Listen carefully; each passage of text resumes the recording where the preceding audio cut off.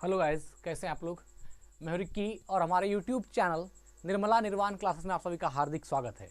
जैसा कि जानते हैं, हम लोग मध्यकालीन भारत मेडाइवल इंडिया देख रहे थे, उसमें हम लोग गवर्नर जनरल देख रहे थे। और तो आज जो बारी है, जिन जिन गवर्नर जनरल को आज हम लोग देखने वाले हैं, उसमें है Lord Dufferin, Lord Lansdowne, Lord Elgin द्वितीय। सबको देखेंगे और बहुत ही छोटा छोटा कार्यकाल है, कोई बहुत बड़ा बड़ा नहीं है। आप देखिए 4 साल का लॉर्ड डफरिन, 88 से 94 कुछ इनका हो गया, और वही मतलब 94 से 99 कुछ 5 साल। तो जो देखिए, जो भी गवर्नर जनरल हुआ, जिसका ज़्यादा साल तक शासन रहा, जिसके समय में ज़्यादा कार्य हुआ, जो इवेंट ज़्यादा प्रमुख जिसके काल में ज़्यादा रहा, उसको हम लोग उसका ज़्यादा पॉइंट होता है। जिसमें कुछ कम पॉइंट है, तो आइए इसको आज देखते हैं और आज की वीडियो का आगाज़ करते हैं। आज हम लोग जो है लॉर्ड एल्गिन द्वितीय तक इस वीडियो में देख लेंगे। इसके बाद जो अगली वीडियो आएगी वो लॉर्ड कर्जन पर आएगी, और लॉर्ड कर्जन को हम लोग 2 पार्ट में देखेंगे क्योंकि वो बड़ा है। चलिए स्टार्ट करते हैं पहले पॉइंट से। लॉर्ड डफरिन है ना, लॉर्ड डफरिन का जो कार्यकाल है वह 1884 से 1888 है। लॉर्ड डफरिन का कार्यकाल कितना है?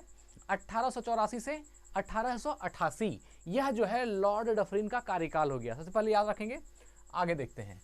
लॉर्ड डफरिन, इसके समय में है ना, इसके समय तृतीय आंग्ल बर्मा युद्ध 1885 से 1888 ईस्वी हुआ, और बर्मा को अंतिम रूप से अंग्रेजी राज्यों में मिला लिया गया। क्या कहा? लॉर्ड डफरिन के समय की महत्वपूर्ण घटना क्या हो गई? तो वह हो गई तृतीय आंग्ल बर्मा युद्ध। तृतीय आंग्ल बर्मा युद्ध, यह जो है लॉर्ड डफरिन के काल का सबसे प्रमुख घटना हुआ है ना। कौन? तो तृतीय आंग्ल बर्मा युद्ध, इसका काल है 1885 से 1888। तृतीय आंग्ल बर्मा युद्ध का समय क्या है? 1885 से 1888 के बीच हुआ, और बर्मा को अंतिम रूप से अंग्रेजी राज्य में मिला लिया गया। और लास्ट में क्या किया? बर्मा को अंग्रेजी राज्य में मिला लिया गया। तो देखिए, यह जो तृतीय आंग्ल बर्मा युद्ध हुआ मित्र, यह 14 से 27 नवंबर 1885 को हुआ है ना। 14 से 27 है ना, 14 to 27 नवंबर है ना, नवंबर 14 से 27 नवंबर 1885 के बीच। 1885 यह जो है, ये 14 से 87 नवंबर के बीच यह युद्ध स्टार्ट हुआ, और इसको बोलते हैं तृतीय आंग्ल बर्मा युद्ध, ठीक है ना। और देखिए, इस युद्ध के बाद बर्मा भारत का एक प्रदेश बन गया। यह जो तृतीय आंग्ल बर्मा युद्ध हुआ, इस युद्ध के बाद ही अंग्रेजों ने बर्मा को हराया और उसको क्या किया? भारत का एक राज्य बना दिया। और साथ ही साथ क्या हुआ, वहां पर उस भारत में सम्मिलित, बर्मा द्वारा सम्मिलित भारत का जो राज्य बना, उस पर शासन अंग्रेजों का हुआ है ना। अंग्रेजों का शासन था ही, और वही युद्ध भी किया, और वही उसमें मिला करके उस पर शासन भी किया। फिर कुछ दिन के बाद, आंग्ल बर्मा युद्ध के बाद कुछ दिन के बाद जो है 1937 में, कब?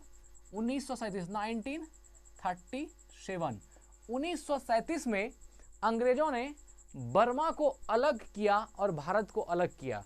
बर्मा को एक अलग उपनिवेश बना लिया। कब? 1937 में। लेकिन उपनिवेश बनाने के बावजूद भी 1948 में, 1948 में जो बर्मावासी थे, बर्मा के लोग थे है ना, इन्होंने एक गणतंत्र रूप में बर्मा को एक देश के रूप में जो है अलग, बर्मा को एक स्टेट के रूप में बना लिया है ना। बर्मा को एक गणतंत्र राष्ट्र के रूप में स्वतंत्रता प्राप्त की। यह कब की? 1948 में। तो यहाँ पर 2 पॉइंट कि तृतीय आंग्ल बर्मा के युद्ध के बाद अंग्रेजों ने भारत का एक अंग किसको बना दिया? बर्मा को बना दिया, और उस पर शासन किया। उसके साथ ही 1937 में, 1937 में बर्मा को एक अलग उपनिवेश बना दिया। भारत अलग रहा और बर्मा एक अलग उपनिवेश हुआ। और 1937 के बाद 1948 में बर्मा एक गणतंत्र राज्य के रूप में अपना उभर गया। यहाँ बर्मा का जो लोग था, उन्होंने 1948 में कह सकते हैं स्वाधीनता पा ली, या फिर उन्होंने अपना जो है 1948 में वह अपना एक गणतंत्र राष्ट्र बन गया, एक स्वतंत्र राष्ट्र बन गया। चलिए अब आगे बढ़ते हैं। इसी के समय में, लॉर्ड डफरिन के समय, इसी के समय मतलब लॉर्ड डफरिन के काल में Bengal tenancy act, Awadh tenancy act तथा पंजाब टेनेंसी एक्ट पारित हुआ। Bengal tenancy act, Awadh tenancy act और पंजाब टेनेंसी एक्ट, यह तीनों पारित हुआ। किसके समय में? लॉर्ड डफरिन के समय में। तो बहुत ही महत्वपूर्ण प्रश्न है, आपसे पूछा जाएगा निम्नलिखित में से किस गवर्नर जनरल के काल में है ना टेनेंसी एक्ट अवध पारित हुआ, टेनेंसी एक्ट बंगाल पारित हुआ, और टेनेंसी एक्ट पंजाब पारित हुआ। तो क्या आंसर होगा? लॉर्ड डफरिन, है ना। लॉर्ड डफरिन के काल में Bengal tenancy act, Awadh tenancy act और पंजाब टेनेंसी एक्ट पारित हुआ। Bengal tenancy act, Awadh tenancy act और पंजाब टेनेंसी एक्ट पारित हुआ किसके काल में? तो लॉर्ड डफरिन के काल में। अब देखिए, टेनेंसी एक्ट से आपके दिमाग में एक प्रश्न उठता होगा कि ये टेनेंसी एक्ट क्या होता है। देखिए, मूल रूप से जो टेनेंसी है यह एक इंग्लिश वर्ड है और इसका अर्थ होता है, टेनेंसी का अर्थ होता है किराए का घर। क्या होता है? किराए का घर। टेनेंसी का शाब्दिक अर्थ हो गया किराए का घर, और टेनेंसी एक्ट का अर्थ हुआ किराए के घर से संबंधित जो एक्ट हुआ। तो यह हुआ बंगाल में किराए के घर संबंधी एक्ट, अवध में किराए के घर से संबंधी एक्ट और पंजाब में किराए के घर से संबंधित एक्ट। अब किराए के घर से संबंधित एक्ट का अर्थ क्या होता है यह समझिए, है ना।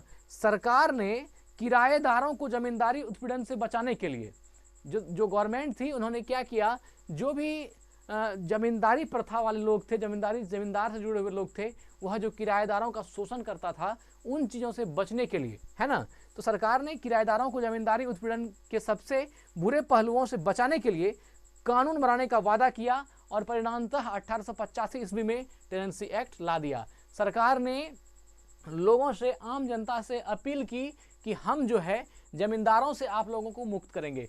जमींदार किराएदारों को तकलीफ देता था, किराएदारों से शोषण करता था, या जो समझिए क्योंकि जमींदारी है, अब उसके अंदर में आप किराएदार हैं तो वह जो है मनमाना वसूल रहा है, या इस तरह की जो समस्या थी आम जनता के साथ, इसको सरकार ने दूर करने के लिए वादा किया था कि हम टेनेंसी एक्ट को लाएंगे। और अंततः जो है 1885 ईस्वी में इसको लाया भी गया। किसके द्वारा? अंग्रेज गवर्नमेंट द्वारा 1885 ईस्वी में जो है इसको बंगाल टेनेंसी एक्ट में पारित किया गया। सबसे पहले जो है बंगाल टेनेंसी एक्ट 1885 में लाया गया। वही जो वादा किया गया था कि जमींदारों से जो है किराएदारों को मुक्त किया जाए, बढ़िया से उसका व्यवहार ये हो, जो भी शोषण नहीं हो, इसके लिए उन्होंने 1885 में ये एक्ट बनाया, टेनेंसी एक्ट, जो किराएदारों से संबंधित था। तो हमारे समझ से लगता है कि आपको टेनेंसी एक्ट समझ में आ गई होगी कि हम बताना क्या चाहते हैं या उसका मतलब क्या होता है, टेनेंसी एक्ट क्या है, यह आपको समझ में आ गया होगा। चलिए, तो अब आगे बढ़ते हैं।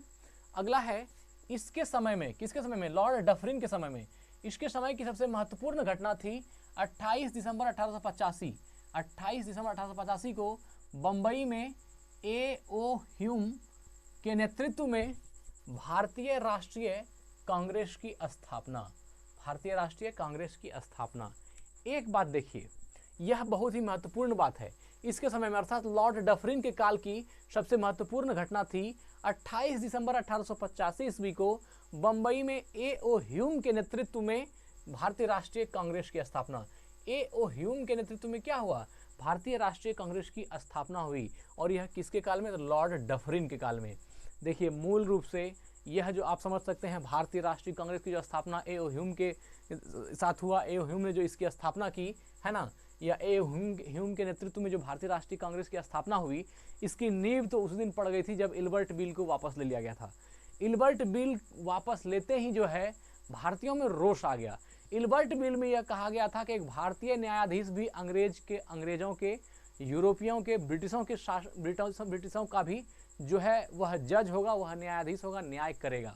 एक भारतीय न्यायाधीश भी अंग्रेजों का न्यायाधीश हो सकता है या रखा जाएगा, यह जो है इल्बर्ट बिल कहता था। अंग्रेजों ने इसका खुल के पुरजोर विरोध किया और इल्बर्ट बिल को वापस ले लिया। इस बिल को वापस लेने से भारतीयों में भी क्षुब्धता आई, भारतीय भी उनसे नाराज हुए। और उसी दिन भारतीयों ने भी यह बात सोची कि जब हमारा न्यायाधीश, एक भारतीय न्यायाधीश, अंग्रेजों का न्याय नहीं कर सकता है, तो फिर भारतीयों का न्याय एक अंग्रेज कैसे कर सकता है। इस तरह की बातें जो है और भी हवा पड़ती गई और धीरे धीरे भारतीय राष्ट्रीय कांग्रेस की नींव कि एक ऐसी कमेटी, एक ऐसा हमारा सरकार होना चाहिए जो हम भारतीयों की बात को रखे, या और भी जो इस तरह की हो, मेरा भी एक नेतृत्व करता हो, इस तरह की भावना से जो है उसी समय जब इल्बर्ट बिल को वापस लिया, ये तय हो गया था कि भारतीय राष्ट्रीय कांग्रेस की स्थापना या कोई भी एक पार्टी की स्थापना भारत में होगी, और 100% हुई और हुआ भी। तो इसके समय की, लॉर्ड डफरिन के समय की सबसे महत्वपूर्ण घटना थी 28 दिसंबर 1885 को बम्बई में A.O. ह्यूम के नेतृत्व में भारतीय राष्ट्रीय कांग्रेस की स्थापना। भारतीय राष्ट्रीय कांग्रेस की स्थापना कब हुई? 28 दिसंबर 1885। ये बहुत ही महत्वपूर्ण प्रश्न है कि भारतीय राष्ट्रीय कांग्रेस की स्थापना कब हुई? 28 दिसंबर 1885 को, है ना। भारतीय राष्ट्रीय कांग्रेस की स्थापना कब हुई? 28 दिसंबर 1885 को। A.O. ह्यूम जो है, यह जो A.O. ह्यूम है, यह थियोसोफिकल सोसाइटी से बिलोंग करते हैं ना। यह थियोसोफिकल सोसाइटी के प्रमुख सदस्य थे। कौन? A.O.. Hume. A.O.. Hume theosophical society के प्रमुख सदस्य थे और बम्बई में ए.ओ. ह्यूम के नेतृत्व में ही भारतीय राष्ट्रीय कांग्रेस की स्थापना भी हुई। कहा जाता है कि इस जो ए.ओ. ह्यूम के नेतृत्व में जब भारतीय राष्ट्रीय कांग्रेस की स्थापना हुई तो कांग्रेस भारतीय स्वतंत्रता संग्राम में अपने 1.5 करोड़ से अधिक, है ना, कांग्रेस भारतीय स्वतंत्रता संग्राम में भारतीय स्वतंत्रता संग्राम में अपने 1.5 करोड़ से अधिक सदस्यों के साथ और 7 करोड़ से अधिक प्रतिभागियों के साथ, 1.5 करोड़ से अधिक सदस्य था और 7 करोड़ से अधिक प्रतिभागियों के साथ ब्रिटिश औपनिवेशिक शासन के विरोध में एक केंद्रीय, है ना, एक केंद्रीय भागीदारी बनी। ब्रिटिश औपनिवेशिक शासन के रूप में जो है एक केंद्रीय भागीदारी बनी। मतलब कांग्रेस जो है अब आम जनता जो भारतीय लोग रहे इसकी जो है भागीदारी करना शुरू कर दी। अर्थात कुल मिलाकर कहिए तो भारत में एक पार्टी की स्थापना हो चुकी, जो कि अब वह जो है अंग्रेजों के सामने या और चीज़ों के सामने इसको जो भी बात मनवाना होता था वो वहाँ एक सेंटर में जो आपने जो एक भारतीय राष्ट्रीय कांग्रेस को बनाया वहाँ से जो है उस चीज़ को अब डील किया जाएगा और उसको बात को आगे बढ़ाया जाएगा। तो यही कहा गया कि 7 करोड़ से अधिक प्रतिभागियों के साथ ब्रिटिश औपनिवेशिक शासन के विरोध में एक केंद्रीय भागीदारी बन गई, एक केंद्रीय भागीदार बन गया जो ब्रिटिश शासन के विरोध में बना। अब ब्रिटिश शासन का विरोध जो है इस केंद्रीय भागीदार द्वारा ही होगा, भारतीय राष्ट्रीय कांग्रेस के द्वारा ही होगा। चलिए अब यहाँ पर हो गया लॉर्ड डफरिन का काम एंड हो गया। अब हम लोग आगे बढ़ते हैं। लॉर्ड लैंसडाउन, है ना, लॉर्ड लैंसडाउन कार्यकाल है 1888 से 1894, 1888 से 1894 ईस्वी। ये लॉर्ड लैंसडाउन क्या है? लॉर्ड लैंसडाउन। आइए पढ़ते हैं इसको। भारत और अफगानिस्तान के मध्य सीमा रेखा, डूरंड रेखा का निर्धारण इसी के समय हुआ। मोस्ट इंपॉर्टेंट प्रश्न है, सबसे पहला प्रश्न पूछेगा भारत और अफगानिस्तान के मध्य जो सीमा रेखा है उसको क्या बोलते हैं? डूरंड रेखा।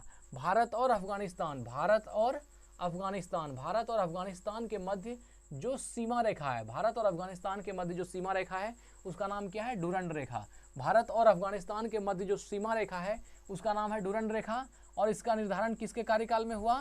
तो लॉर्ड लैंसडाउन। लॉर्ड लैंसडाउन के कार्यकाल में भारत और अफगानिस्तान के मध्य एक सीमा रेखा का निर्धारण हुआ। इस सीमा रेखा को क्या बोलते हैं? डूरंड रेखा। इस सीमा रेखा को क्या बोलते हैं? डूरंड रेखा। बहुत महत्वपूर्ण प्रश्न है।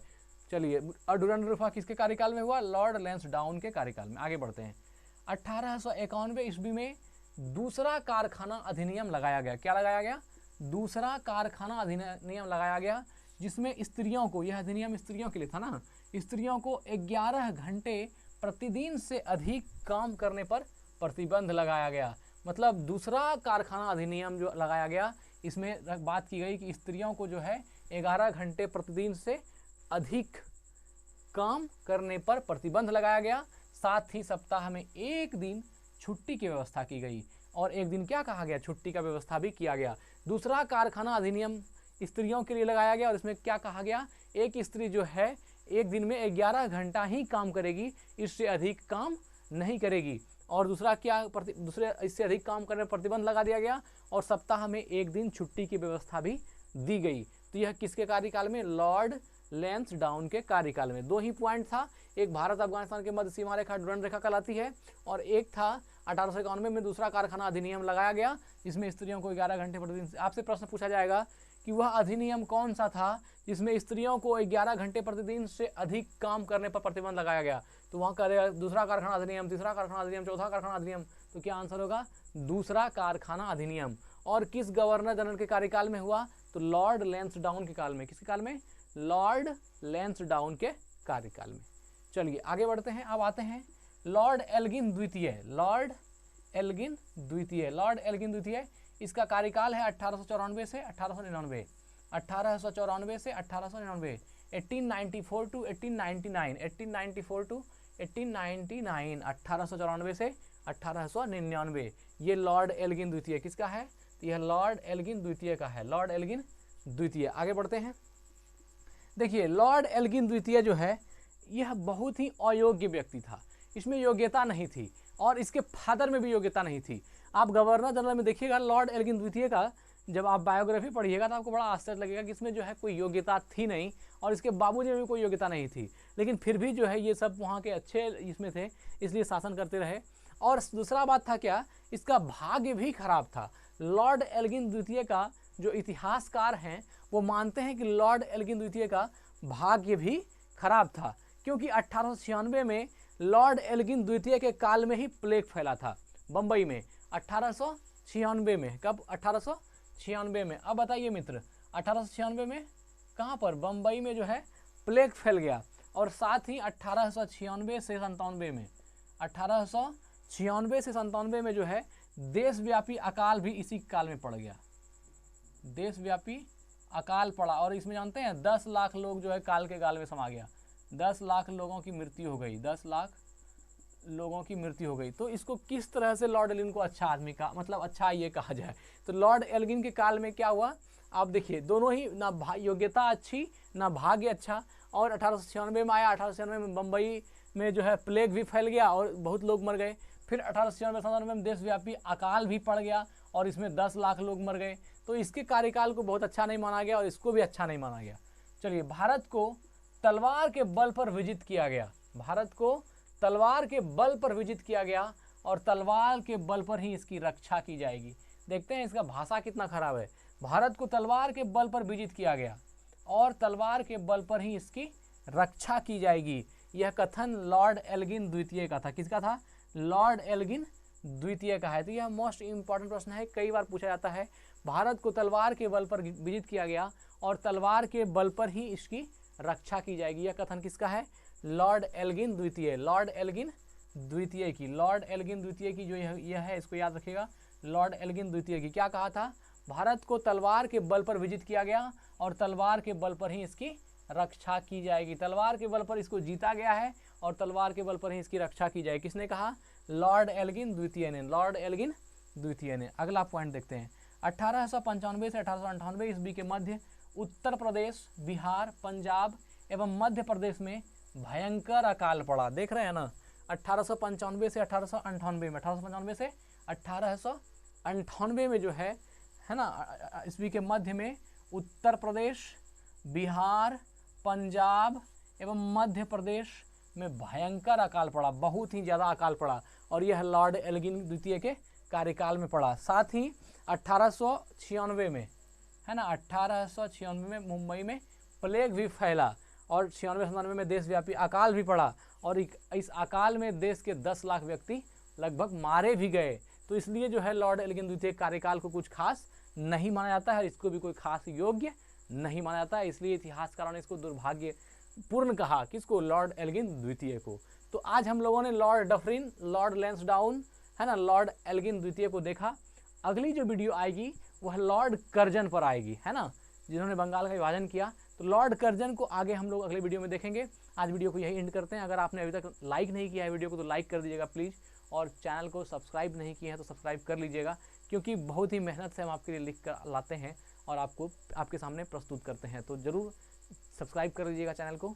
धन्यवाद, स्वस्थ रहें, अपना ख्याल रखें। जय हिंद।